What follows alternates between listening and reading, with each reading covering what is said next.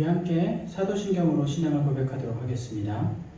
나는 전능하신 아버지 하나님 천지의 창조주를 믿습니다. 나는 그의 유일하신 아들 우리 주 예수 그리스도를 믿습니다. 그는 성령으로 잉태되어 동정녀 마리아에게서 나시고 본디오 빌라도에게 고난을 받아 십자가에 못 박혀 죽으시고 장사된 지 사흘 만에 죽은 자 가운데서 다시 살아나셨으며 하늘에 오르시어 전능하신 아버지 하나님 우편에 앉아 계시다가 거기로부터 살아있는 자와 죽은 자를 심판하러 오십니다. 나는 성령을 믿으며 거룩한 공교회와 성도의 교제와 죄를 용서받는 것과 몸의 부활과 영생을 믿습니다. 아멘.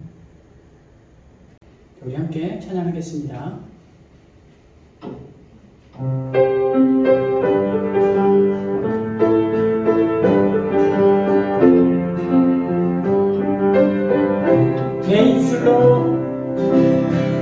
내 입술로 하나님의 이름을 찬송하며 내 마음으로 하나님을 즐겁게 찬양하네.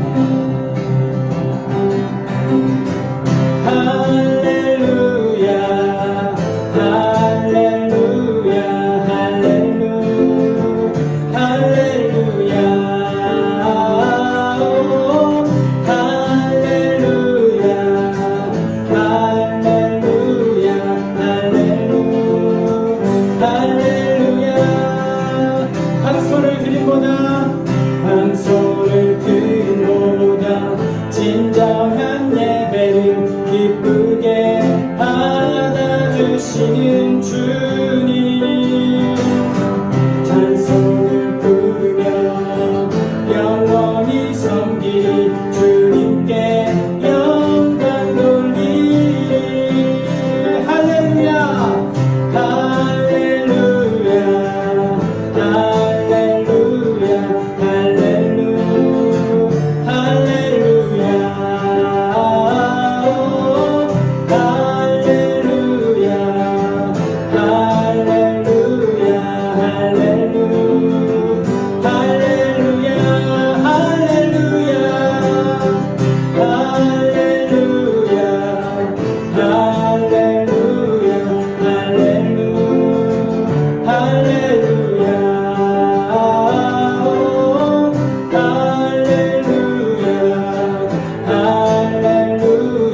할렐루야 할렐루야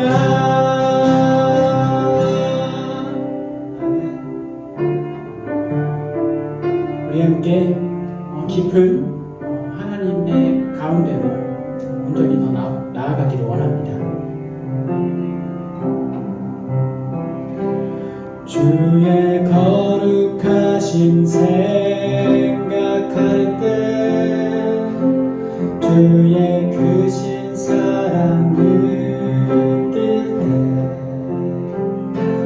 주의 영광의 빛 나의 생활 비춰주실 때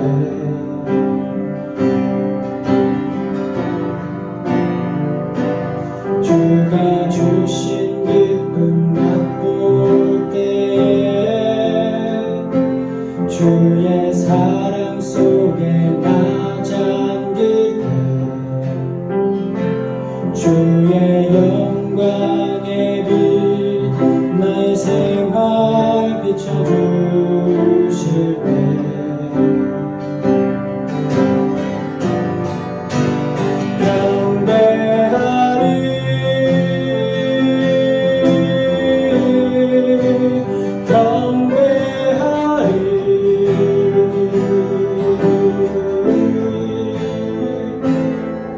나 사는 동안 주께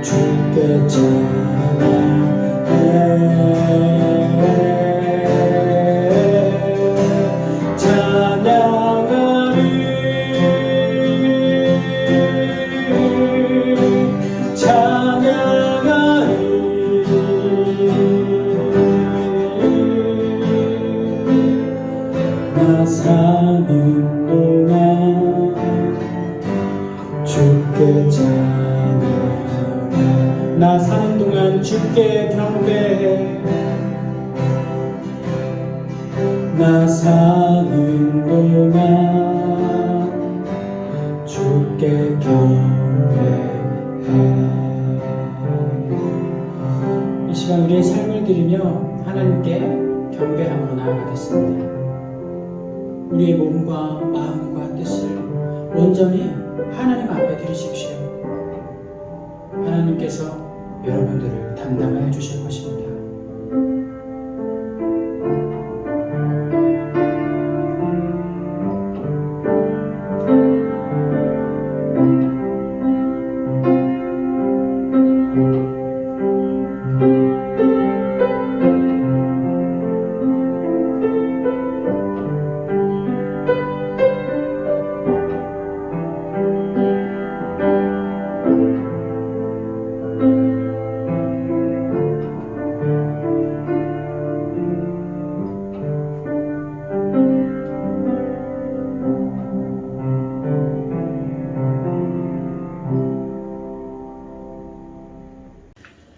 오늘 하나님의 말씀은 신약성경 누가복음 10장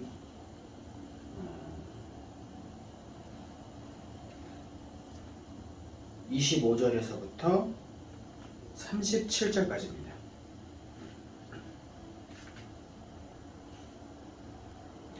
누가복음 10장 25절에서 37절까지 말씀을 봉독하겠습니다. 어떤 율법교사가 일어나 예수를 시험하여 이르되 선생님, 내가 무엇을 하여야 영생을 얻으리이까? 예수께서 이르시되 율법에 무엇이라 기록되었으며 내가 어떻게 읽느냐? 대답하여 이르되 내 마음을 다하며 목숨을 다하며 힘을 다하며 뜻을 다하여 주 너의 하나님을 사랑하고 또한 내 이웃을 내 자신같이 사랑하라 하였나이다. 예수께서 이르시되 내 대답이 옳도다. 이를 행하라. 그러면 살리라 하시니 그 사람이 자기를 옳게 보이려고 예수께 여짜오되 그러면 내 이웃이 누구니까? 예수께서 대답하여 이르시되 어떤 사람이 예루살렘에서 여리고로 내려가다가 강도를 만나매 강도들이 그 옷을 벗기고 때려 거의 죽은 것을 버리고 갔더라. 마침 한 제사장이 그 길로 내려가다가 그를 보고 피하여 지나가고 또 이와 같이 한 레위인도 그곳에 이르러 그를 보고 피하여 지나가되 어떤 사마리아 사람은 여행하는 중 거기 이르러 그를 보고 불쌍히 여겨 가까이 가서 기름과 포도주를 그 상처에 붓고 싸매고 자기 짐승에 태워 주막으로 데리고 가서 돌보아 주니라. 그 이튿날 그가 주막 주인에게 데나리온 2를 내어주며 이르되 이 사람을 돌보아 주라. 비용이 더 들면 내가 돌아올 때에 갚으리라 하였으니 내 생각에는 이 세 사람 중에 누가 강도 만난 자의 이웃이 되겠느냐? 이르되 자비를 베푼 자니이다. 예수께서 이르시되 가서 너도 이와 같이 하라 하시니라. 아멘. 네, 현지공무주 여러분 반갑습니다. 오늘은 말씀 가운데 우리가 익히 잘 알고 있는 선한 사마리아인에 대한 말씀이 쭉 나타납니다. 그런데 우리는 이 스토리를 단순히 선한 사마리아인의 스토리, 예수님께서 이웃 사랑을 참 이렇게 해야 된다라는 하나의 예시로서 많이 이제 이해를 하고 있는 경우가 있는데요. 사실 이 선한 사마리아인의 이야기를 제대로 이해하기 위해서는 오늘 말씀을 25절부터 읽었듯이 25절부터 쭉 이 내용에 대해서 잘 알고 넘어가야 됩니다. 자, 예수님께서 이전에 감사 기도를 하시고 쭉 나아가시는 가운데 어떤 율법 교사가 일어납니다. 율법 교사가 일어나서 예수님께 질문을 하는데요. 이 질문에 의도가 있습니다. 무엇이었냐면 어떻게 예수님을 시험해서 예수님이 하시는 어떤 행위나 말씀이 진짜 메시아적인 어떤 신통방통함이 있는가, 아니면 이 예수님을 어떻게 곤란하게 해야 될까라는 어떤 이러한 여러 가지 복합적인 이유들을 같이 함께 해서 율법교사가 예수님을 시험하기 위해서 이 질문을 합니다. 어떻게 영생을 얻습니까? 자, 어떻게 하여야 맞나요? 네, 죄송합니다. 어떻게 하여야가 아니고 무엇을 하여야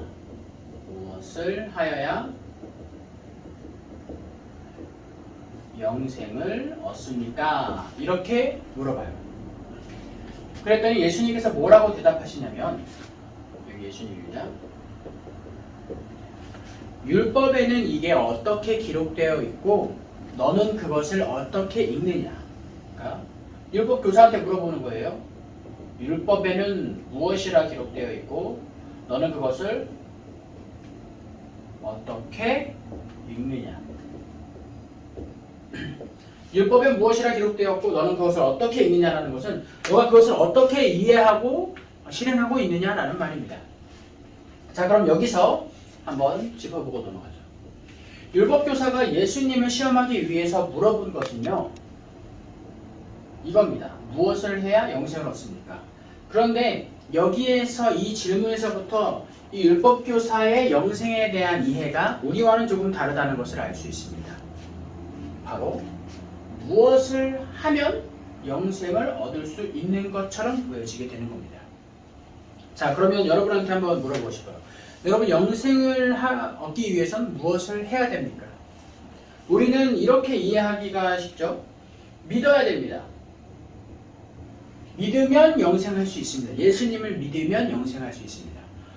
틀린 말이라고 할 수 없어요. 하지만 우리의 어떠한 행위, 믿음이 우리로 하여금 영생으로 나아가게 하느냐? 그것은 아닙니다. 자, 여러분, 영생의 출발, 죄사함의 출발이 어디서부터 나왔는지 혹시 기억하세요? 예수님께서 중풍병자를 치유하실 때 그 사람의 믿음을 보고 죄사함을 이야기하지 않으셨습니다.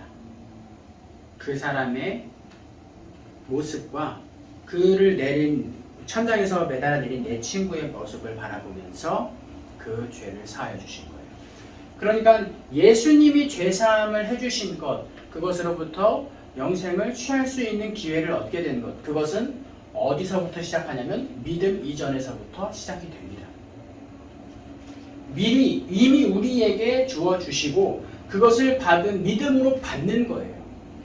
그러니 영생은 우리의 어떤 행위로 말미암아 나타나는 것이 아니라 전적인 하나님의 은혜와 은총 가운데 있다라는 것을 기억해야 됩니다. 그런데 율법교사는요, 이렇게 이야기해요. 어떤 행위가 영생으로 우리를 나가게 합니까? 라고 이해하고 있는 겁니다. 자, 그런데 율법에 이 이야기가 없느냐? 그건 또 아닙니다. 율법에 이 이야기가 있습니다. 자, 여기서 말하는 율법이라는 것은 흔히 우리는 구약이라고 이해하면 됩니다. 모세오경이라고 이해하시면 됩니다. 자, 율법에는 뭐라고 적혀 있냐면 여기서는 이제 신명기 6장 5절과 레위기 19장 18절이 이 율법교사가 이 예수님의 질문에 대해서 대답을 합니다. 오늘 본문에는 27절에 나타나네요. 내 마음을 다하며 목숨을 다하며 힘을 다하며 뜻을 다하여 주 너희 하나님을 사랑하고, 이게 바로 신명기 6장 5절입니다. 그 다음에 내 이웃을 내 자신같이 사랑하라 하였나이다. 이게 바로 레위기 19장 18절이죠. 이 두 구절을 율법교사니까 얼마나 율법에 대해서 빠삭하게 알고 있겠어요. 이것을 딱 대답합니다. 그랬더니 예수님이 뭐라고 하시냐면, 내 말이 맞다. 네 말이 맞으니까 그대로 행하면 내가 살리라. 즉 그대로 행하면 영생을 얻을 것이다 라고 말씀하고 계세요. 이상하죠? 분명히 우리가 이해하기로는 영생은 하나님의 전적인 은총과 은혜 가운데 있는데 예수님의 대답은 마치 이 행위로 사람의 행위로 말미암아 영생을 얻을 수 있는 것처럼 보이게 한다는 겁니다. 그런데 혹시 여러분 기억하세요? 율법 가운데, 이 모세오경 가운데 이런 거 다 지키면 영생을 얻는다는 구절이 있습니다. 있어요. 하나님께서 생명을 지켜주시고 영생을 얻게 해주신다는 구절이 있는데, 다만 문제가 뭐였죠? 혹시 레위기나 로마서 할 때 제 설교를 여러분들이 같이 듣고 말씀을 봤으면 기억하시는 분이 있을 수도 있어요. 바로 그것이, 그 행위 자체가 불가능하다는 거예요. 사람으로서. 자, 여기서 참고할 만한 성경 구절을 제가 말씀드릴게요. 로마서 3장을 한번 펼쳐보시겠어요? 로마서 3장 19절에서 20절까지 말씀입니다. 찾으신 분들은 같이 봉독하면 좋겠습니다. 로마서 3장 19절 20절 말씀입니다. 우리가 알거니와 물은 율법이 말하는 바는 율법 아래에 있는 자들에게 말하는 것이니 이는 모든 입을 막고 온 세상으로 하나님의 심판 아래에 있게 하려 함이라. 그러므로 자 20절 보세요. 율법의 행위로 그의 앞에 의롭다 하심을 얻을 육체가 없나니 율법으로는 죄를 깨달음이니라. 아멘. 자, 율법으로는 그것을 온전하게 행할 육체가 없어요. 그래서 불가능한 거예요. 그렇기 때문에 율법으로는 뭘 해야 된다고요? 죄를 깨달을 뿐이에요. 그러고 나서 이제 21절에 봐요. 유대인들에게 이야기하는 거예요. 율법으로 너희들이 영생을 얻는 줄 알고 있는데 율법으로 영생을 얻을 수 있는 건 맞지만 그 율법을 지키는 것 자체가 불가능하기 때문에 그 누구도 이 율법으로 말미암아 영생을 얻을 사람이 없다. 그렇다면 우리가 영생을 어떻게 얻어야 되냐? 로마서 방금 읽었던 3장 21절 보세요. 20절 다음, 한 절 다음 21절을 보시면 이렇게 나타납니다. 이제는 율법 외에 하나님의 한 의가 나타났으니 율법과 선지자들에게 증거를 받은 것이라. 자, 바로 이게 하나님의 의라고 나타나는데요. 영생을 얻는 것이 하나님의 의, 하나님의 뜻입니다. 그런데 율법으로 말미암아 영생을 얻는 것 외에 하나님의 한 의가 나타났다고 했어요. 그게 누구죠? 바로 예수님입니다. 예수 그리스도께서 율법 외에 한 의가 되셔서 그로 말미암아 우리가 영생을 얻게 되는 것이 우리의 이해이죠. 네, 그리고 이게 맞습니다. 그런데 예수님이 율법 교사에게 야 그게 아니라 하면서 이렇게 설명하시는 것이 아니고 네 말이 맞다 그대로 행하면 살리라 라고 말씀하신 건 그 안에 이런 속뜻이 숨어 있는 거예요. 그런데 너가 그거 지금 하고 있니? 너가 그거 지금 못하고 있지 않느냐? 라고 이야기하시는 겁니다. 자, 그런데 이 율법 교사는 예수님의 이러한 대화 속에서 약간 자신의 우월감을 표현하고 싶었던 것 같아요. 그래서 이 사람이 예수님께 옳게 보이려고 내가 조금 괜찮게 보이려고 좀 있어 보이는 질문을 합니다. 예수님께 이렇게 질문해요. 그렇다면 내 이웃은 누구입니까? 라고 질문을 하세요. 율법교사입니다. 율법교사가 내 이웃은 누구입니까? 라고 질문을 하자 예수님이 대답하시는데 그때 선한 사마리아인의 비유가 나타나게 되는 겁니다. 자, 이제 선한 사마리아인의 비유로 나타나게 가볼까요? 자, 여기 보면 예루살렘에서 여리고로 내려간다라고 했어요. 내려간다는 건 간단하게 말씀드리면 예루살렘은 해발 한 800m 정도 되고요. 790, 800m 정도 되고 여리고는 380m입니다. 그러니까 지대가 더 높아요. 그래서 우리는 보통 예루살렘으로 올라간다라는 표현을 성경에서 많이 봤을 거예요. 그리고 예루살렘에서 여리고는 내려간다라는 표현을 쓰는 거고요. 당연하게. 거리는 한 27km 정도 됩니다. 자, 그런데 예루살렘 주변에 27km 주변이라고 할 수 있어요. 주변 지역이기 때문에 이 여리고에는 굉장히 풍족한 자원과 그리고 좋은 지대를 가지고 있기 때문에 지리적 요충을 가지고 있기 때문에 많은 사람들이 살았는데 제사장이 많이 살았어요.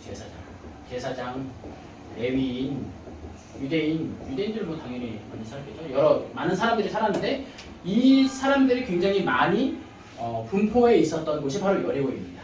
왜냐하면 예루살렘에 계속해서 예배를 드리러 왔다 갔다 해야 되기 때문이죠. 자, 그런데 여기부터 여기까지 오는데 굉장히 험한 길이라고 사람들이 당시에 표현을 했어요. 왜냐하면 그 중에 이 길이 험한 이유 중에 하나가 산세가 험한 것도 있지만 강도들이 많았어요. 이 길에 강도들이 굉장히 많았기 때문에 이 길이 굉장히 험하고 위험하다라고 표현을 많이 했습니다. 그리고 여기에서 강도를 만나는 건요 특별하게 엄청난 일이 아니라 충분히 생길 수 있는 일이었고요. 자, 그런데 여기서 강도 만난 한 사람이 굉장히 강도한테 심하게 당해서 거의 뭐 죽을 지경에 이를 정도로 해서 이렇게 막 이렇게 탁 해서 막 쓰러져 있어요. 그리고 이쪽으로 가는데 여기 누가 많이 산다고요? 제사장 레위인들이 많이 산다고. 제사장이 가다가 이 사람을 봅니다. 자, 이 사람을 보는데 이 사람이 굉장히 좀 많이 힘들어하고 아파하면 우리 같으면 어떻게 해요? 당연히 이렇게 세워가지고 어떻게든 좀 보호하게 하든지 아니면 사람들을 불러서 같이 가게 해야 될 거 아니에요. 그런데 제사장이요. 오늘 말씀 볼까요? 어떻게? 그를 보고 피하여 지나가고 31절에 나타났어요. 오늘 누가복음 10장 31절에 제사장이 마침 여기를 지나가는데 그를 보고 이렇게 피해서 이렇게 지나갔다는 거예요. 자, 왜 피해서 지나갔을까요? 그냥 지나가는 것도 아니고 왜 피해서 지나갔을까요? 왜냐하면 이 사람이 거의 죽음의 지경에 이르렀기 때문에 혹시나 이 사람이 죽고 이 사람이 좀 시체가 되면은 이스라엘 율법, 유대 율법에는 시체를 만지면 부정하게 되어버려요. 그러니까 이 사람은 제사장이니까 이 사람이 부정하게 되면은 제사를 드리지 못하고 자기 직분을 행하지 못하는 거예요. 그래서 피해서 돌아갑니다. 명분은 있지만 명분이 틀린 건 아니에요. 하지만 우리 마음이 좀 불편하지 않습니까? 그리고 나서 또 어떤 레위인이 이곳을 지나가요. 이 레위인도 제사를 담당하는 족속이었죠. 하지만 그도 마찬가지로 피하여 지나갑니다. 마찬가지로 자기가 부정하게 될까봐 피해서 지나가는 거예요. 여러분 여기에서 이상한 점 혹시 느끼셨습니까? 마음이 불편하시죠? 왜 그러냐면 하나님의 율법을 우리 가운데 내려주신 것은 우리를 살리게 하시기 위함입니다. 우리로 하여금 영생으로 나아가고 우리로 하여금 죄로부터 멀어지게 하기 위해서 율법을 주신 것인데 하나님과 온전한 교제를 위해서 율법을 주신 것인데 그것이 생명 위에 있기 때문에 불편한 거예요. 하나님의 본래 목적은 율법으로 말미암아 죄를 깨닫고 그들의 생명을 온전케 하기 위함에 율법을 주셨습니다. 그러나 이 율법주의자들이 된 이 사람들은 이 생명 위에 율법을 갖다 놓은 거예요. 그러니 생명과 율법 사이에서 고민하지 않고 율법을 선택하고 있는 겁니다. 그런데 대뜸 여기서 사마리아인이 한 명 지나갑니다. 사마리아인이 지나가요.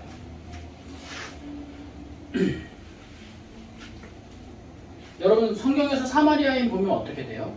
좋은 사람인 것 같아요? 아니면 나쁜 사람인 것 같아요? 사마리아인은 좋은지 나쁜지는 모르겠지만 확실한 건 많은 사람들이 유대인들이 부정적으로 바라봤던 사람들이에요. 굉장히 인간 취급도 못 받는 사람들이었어요. 왜 그런지 참 간단하게 설명을 해드릴게요. 예전에 구약시대 때 북이스라엘이 있었어요. 북이스라엘과 남유다가 나뉘어졌었죠. 북이스라엘이 아수르라는 나라에 의해서 멸망을 당합니다. 근데 이 아수르라는 나라가 굉장히 잔혹하고 잔인한 족속이었어요. 그래서 이 북이스라엘을 멸망을 시켰지만 여기에 많은 사람들이 있을 거 아니에요. 근데 이 많은 사람들의 종족, 그리고 혈통 이런 것들을 완전히 무너뜨리고 흩어버리기 위해서 종족 말살 정책을 펼쳤는데요. 어떻게 펼쳤냐면 여기에 있는 사람들을 강제로 아수르로 이주시키고 아수르에 살고 있는 사람들을 강제로 이 북이스라엘로 이주시켜서 서로 섞이게 하는 거예요. 서로 결혼을 하게 하는 거고 계속 종족들이 섞이게 만들어서 그들이 가지고 있었던 고유의 문화와 종교와 의식을 흐리게 해버리는 정책을 펼친 것입니다. 이때 북이스라엘 수도가 사마리아였어요. 그래서 사마리아 사람들은 어떤 사람들이었냐면 아수르에 의해서 강제 이주당한 여러 사람들과 피가 섞인 종족이었어요.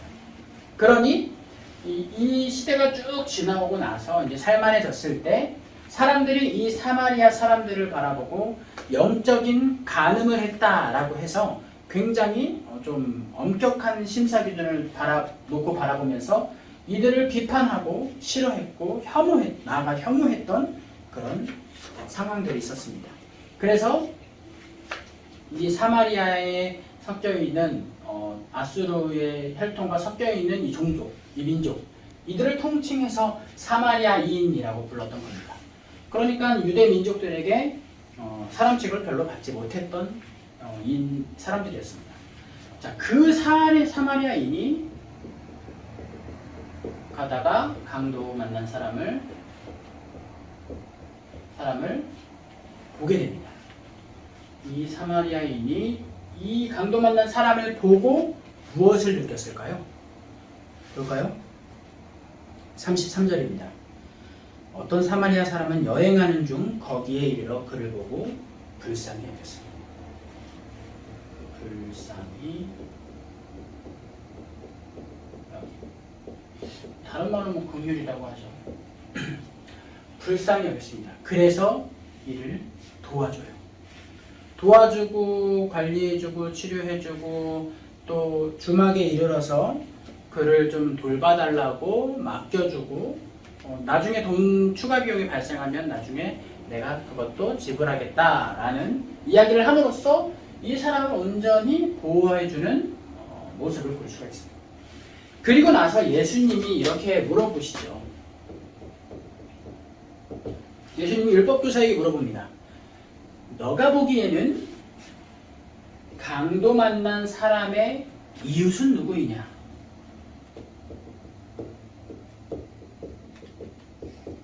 사람의 이웃은 누구이냐? 라고 물어보십니다. 그랬더니 당연히 율법교사는 사마리아인이에요 라고 말하고 예수님은 그에게 이야기하시죠. 너도 그렇게 해라. 뭐예요? 생명과 율법이 서로 도취되어 있는 상황 가운데서 율법을 통해서 생명으로 나아가게 하기 위해 생명이라는 목적을 가지고 율법을 주셨는데 그것이 바뀌어서 생명이 율법 위에 있지 않고 율법 아래에 있음으로써 율법으로 말미암아 다른 이의 생명을 중요하게 여기지 않고 무시해버리는 상황이 발생되는 그 상황 속에서 율법교사에게 너 그렇게 하지 말고 너도 이 사마리아인과 같이 누군가를 그 이웃을 살리는 사람이 되라고 이야기하고 있는 거예요. 그것을 다시 올바르게 맞춰놓은 것이죠. 자, 그런데 여기서 우리가 좀 하나 바라봐야 할 포인트가 여기 있어요. 율법교사와 예수님의 질문은 어찌 보면 비슷해 보이는데 포인트가 다른데요. 율법교사는 이렇게 생각합니다. 여기에 내가 있어요. 나가 있고요. 이렇게 물어보는 거예요. 누가 내 이웃이 됩니까? 내가 그 이웃을 선택하는 거예요. 누가 내 이웃이 될까? 너가 내 이웃이 될래? 아니면 너가 내 이웃이 될래? 이렇게 선택하는 입장에서 나라는 존재가 있습니다. 자, 그런데 예수님은 달라요. 예수님은 중심에 뭐가 있냐면 강도 만난 사람이 중심이 되고요. 여기에 있는 많은 사람들 중 내가 있는데 내가 바로 그 강도 만난 사람의 이웃이 되어줘야 된다는 말씀을 하고 있어요. 즉 내가 중심이 되고 주체가 되어서 이웃을 선정하고 이웃에게 나아가는 것이 아니라 강도 만난 사람이 중심이 되어서 그 사람이 가운데 있고 그 주변의 모든 인물들이 그의 이웃이 되어줘야 한다는 말씀을 예수님께서 하고 있는 거예요. 세상의 중심이 내가 아니라 세상의 중심은 약자들에게 있고 그리고 나는 주변인으로서 그를 돕는 한 사람이 되어야 된다는 것을 이야기하고 있는 것이죠. 우리가 가지고 있는 봉사와 헌신의 의식과는 조금 달라요. 우리의 봉사와 헌신은 약간 여기에 나타나 있어요. 내가 미세하게 위에 있는 모습, 중심에 있는 모습을 우리의 모습에서 발견하실 수 있을 거예요. 그러나 예수님이 말씀하신 이웃사랑은요, 내가 중심이 되는 것이 아니라 그 이웃이 중심이 되어서 그를 돕는 내가 이의 진정한 이웃이 되어주는 것, 그것을 말씀하고 계셨던 겁니다. 그리고 나서 한 가지만 더 제가 이야기하고 마치도록 할게요. 사실 이 선한 사마리아인의 비유에서 선한 사마리아인은 예수님을 나타내고 있어요. 이 세상에 가장 낮은 곳에 오셔서 사람의 몸을 입으셔서 모든 사람들에게 이웃과 친구로서 나타나 주신 바로 예수님. 그 예수님이 선한 사마리아인이셨어요. 강도 만난 사람은 누구일까요? 고통과 절망 가운데서 죽음에 이르렀던 바로 우리들이죠. 예수님은 그의 모든 것들을 대신 짊어지고 그를 돌고 오고 관리할 수 있게끔 자기 스스로를 담당해 주셨습니다. 그리고 나서 선한 사마리아인을 바라보고 선한 사마리아인이 강도 만난 사람들을 바라보고 느꼈던 그 감정이 예수님 하나님께서 우리를 바라보시고 영생을 주셨던 구원을 이루기로 작정하셨던 첫 번째 동기와 일치합니다. 그건 바로 긍휼입니다.